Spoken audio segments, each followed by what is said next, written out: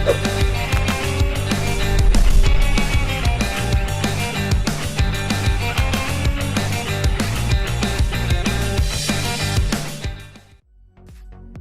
everyone, Ashley here and welcome to another video on the Penguin Palace Stamps YouTube channel. Today I'm going to be showing you how to make this fun ink blended background with the Rain of Hearts stencil, as well as this fun scene on top using the Track and Field Chapter 2 stamp set from Penguin Palace Stamps. So without further ado, let's get into it. I'm starting this scene by ink blending the background, and for this I'm using 3 different colors. One is the purple shade, and this is Distress Oxide ink in Seedless Preserves. Then I'll use the blue shade, which is just Distress Oxide ink in Broken China. And finally, the yellow shade is Distress Oxide ink in Scattered Straw. So I'm just blending these 3 colors in horizontal lines from top to bottom on this horizontally laid out card. And I'm just using some nice blending paper for this. I believe I used Strathmore Bristol Smooth, but you can really use any heavyweight white cardstock that takes ink blending well without kind of pilling. I'm blending on the colors using my ink blending foams and handles, which are sold separately but also I believe from Ranger or Tim Holtz. And these just kind of blend the ink really nicely. And I've used a number of different methods to blend ink, but this one I always come back to because the ink blending foams just tend to hold a lot of ink and blend really nicely in my opinion, and it just gives a really nice easy blend. So my technique is generally just to go back and forth between the colors before moving on to the next. So you will have seen that I went back and forth between the purple and the blue, and now I'm going back and forth between the yellow and the blue to really blend them all together. So I generally keep just 2 handles on hand. I actually only own 2, and I just separate out the foams and tack on whichever one I need at the time. So I'll just go back and forth between 2 colors at a time and then switch over the foams to the new color. So that is how the blending looks in the end. And I wanted this heart pattern to be on the front, so I took the Rain of Hearts stencil from Penguin Palace Stamps, which is just this really nice geometric heart pattern. And I'm just taping my panel to the back of the stencil with some purple tape, which is just it's not a super sticky tape, so it doesn't pull out the paper when you take it off. I'm also using that same tape to cover up a panel along the bottom of the card because I didn't want the heart pattern to go down. I'm actually going to be stamping the sentiment onto that bottom white part of the card. I left that panel without ink so that I could stamp the sentiment onto it. So now I'm just using some water dabbed onto a paper towel, and I'm dabbing that onto the card panel through the stencil. And this is how I'm adding the pattern, because Distress Oxide inks are actually really reactive to water. So when you dab water on, it actually pulls the ink off of the page and leaves that heart stencil pattern beneath it. So as you can see, I'm just continuing to dab more and more water on every time and kind of switching the paper towel around so that I'm not dabbing the ink back onto the paper, and kind of just checking beneath the stencil from time to time to make sure that it's going well. And that is the pattern that you get at the end. So it's this really pretty heart pattern where you can see that the ink has been lifted from the sections where the hearts are. Next, I wanted some ink splatter. So I added some water to a little pan of white pearlescent watercolor, which is just from a Gonzai Tombi set, and I'm mixing it all together with my paintbrush. Then I can take the paint and apply it onto an acrylic block, where I can then use my paintbrush to splatter it onto the card panel. So the water just liquefies the paint in that pan and allows you to just dab it onto the acrylic block. I really love this paint splatter effect. I think it just gives a really nice sort of random glittery effect especially when you rotate the card panel in the light, which you'll see me do soon. I did the same thing with some liquid stardust, which is just a really sparkly, shimmery liquid. I just dabbed a couple drops onto the acrylic block and then splattered them onto the panel. So there you can see the fun, sparkly effect that you get, especially when you rotate it in the light. I love how it picks up the light and it just shines so beautifully. So that is the card panel that I'll be using for my card. Next is to build out the stamped images that I'll be using in the scene, and like I mentioned before, I'm using the Track and Field Chapter 2 stamp set from Penguin Palace Stamps for this.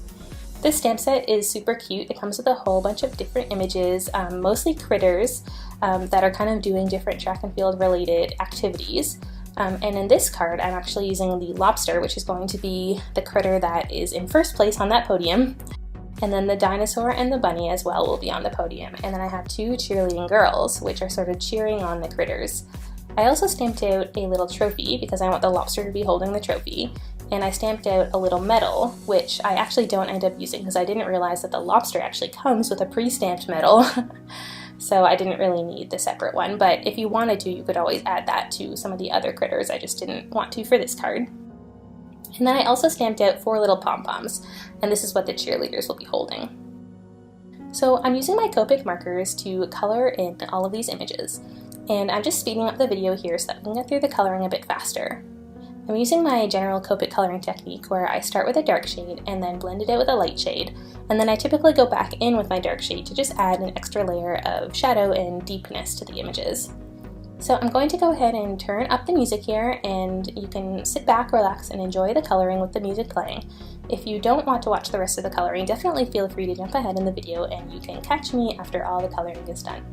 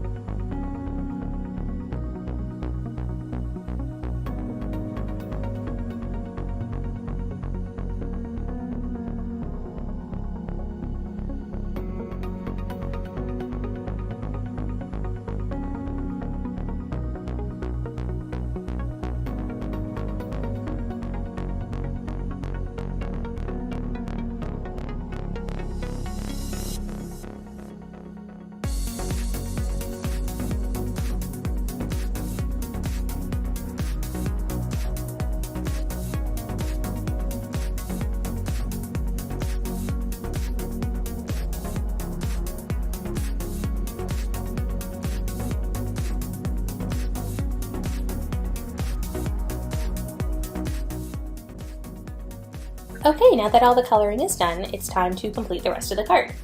So the next step is to add the sentiment, and I wanted to do this first because I wanted to stamp it right onto that card panel, so I knew I needed to stamp out the sentiment before I started building up the rest of the images around it, because then it would be harder to stamp. So I just put my card panel and my mini MISTI there, which is a great tool for stamping things if you want to make sure that you can stamp it more than once.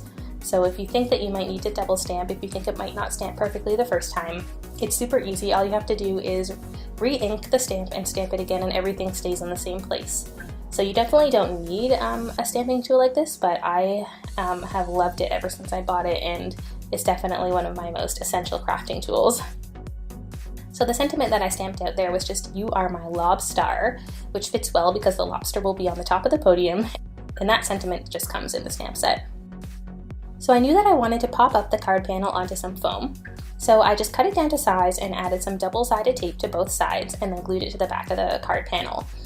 And then I'm able to adhere the whole card panel down onto the card base, which for me I just chose a plain white cardstock this time. And the only thing that I will say with card bases is that the color really doesn't matter, but you do want to just make sure that you choose a card base that is quite thick and sturdy so that it holds up your card nicely and isn't flimsy. So I'm now adhering those little pom-poms onto the cute cheerleaders. I gave one yellow and one blue to each one. And then I can also glue the trophy into the hand of the lobster. And I'm just using liquid glue for that. Finally, it's time to adhere all of these elements onto the card front, which isn't too complicated. There's not that many of them this time compared to some of my other cards. But for this, I am using a combination of liquid glue and foam. So I like to do this often when I have multiple images going onto a card front, where I will use a combination of liquid glue for some and foam squares for others, just to give a bit of variety. So some images are popped up and some are behind, and this adds like a lot of dimension to your scene. So that lobster definitely wanted to be popped up, so I added some foam squares to him, and there is the card. So I was looking at this card for a while, and it was really throwing me off how it seemed a little bit lopsided, that the dinosaur was sort of poking into that cheerleader on the left, but there was so much space between the bunny and the cheerleader on the right. So this is a good lesson to all of you who have made these mistakes before in your cards. If you stuck something down and you don't like it, you often can just pull it up and restick it down. So I just used my tweezers to sort of get under those foam squares and just pull them up, and I was able to do the same with the bunny, and then I switched which sides they were on, and in my mind this sort of evened out the card and made it a bit more symmetrical, so I was a lot happier with it.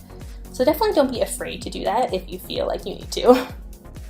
The last step of the card for me was to just add a few embellishments. So I started by adding some pearlescent jewels, and I'm just gluing them down with a little bit of liquid glue. And then I'm going to come in with some glossy accents, which is just a thin, clear liquid that when you apply it onto the surface, it will appear liquidy, but then eventually it will dry into almost like a 3D glossy layer, and it makes things just look really shiny, which is a really nice finishing touch on certain objects on your cards, such as this trophy. I thought it would work really well for that. And I also put a little bit on the metal around the lobster's neck. So that is the card for today. As I rotate it in the light, you can see again how sparkly and shiny that background is, which I just love.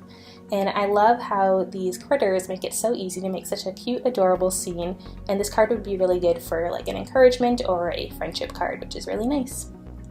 So thank you so much for watching today. I hope you enjoyed this video. If you did, definitely give it a like and subscribe to this channel. If you want to see more cards like this, head over to the Penguin Palace Stamps Instagram profile or my personal profile. Both are linked down in the description below. Thanks for watching. Bye!